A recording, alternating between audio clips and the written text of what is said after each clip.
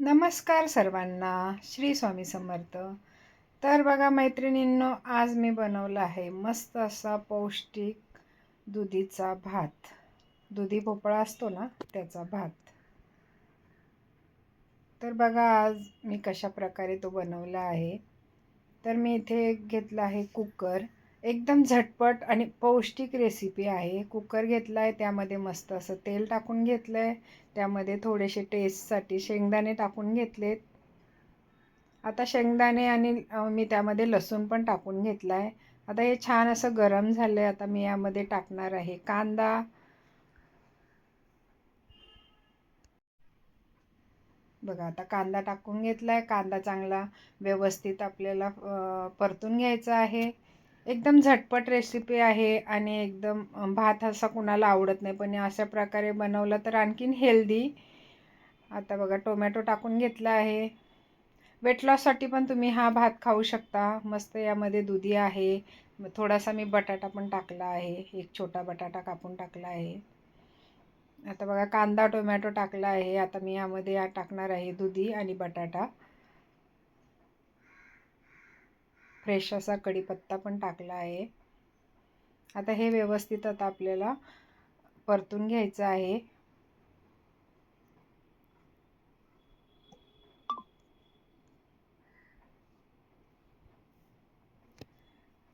हा एक प्रकारचा दुधीचा मसाले भातच झाला आहे. मस्त आता यामध्ये मी टाकून घेतले आहे जिरे मोहरी. ते मी आधी टाकलं नव्हतं, मी आता टाकत आहे. आता मी यामध्ये टाकते हळद, मिरची पावडर, तिखट मिरची पावडर आहे. कोथिंबीर नाही आहे म्हणून मी आता धने पावडर टाकली आहे.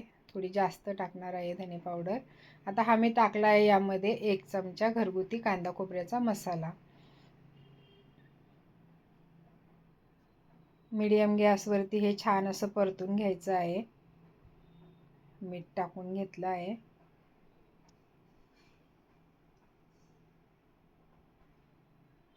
तुम्ही एकदा ट्राय करा अशा प्रकारे दुधीचा भात. तुम्ही दुधी किसून पण टाकू शकता, पण मी कट करून टाकला जेणेकरून मला आवडतो तसा कट केलेला.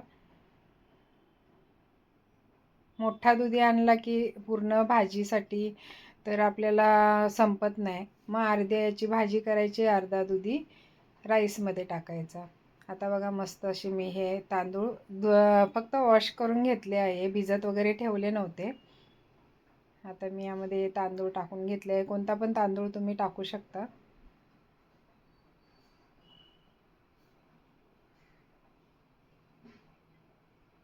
फक्त 15 ते 20 मिनिटामध्ये ही राईस हा तयार होतो.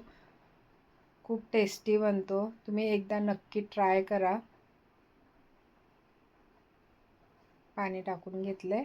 आता मी याच्या मस्त अशा छोटा कुकर आहे म्हणून मी आता 3 शिट्ट्या मीडियम गॅसवरती करून घेणार आहे.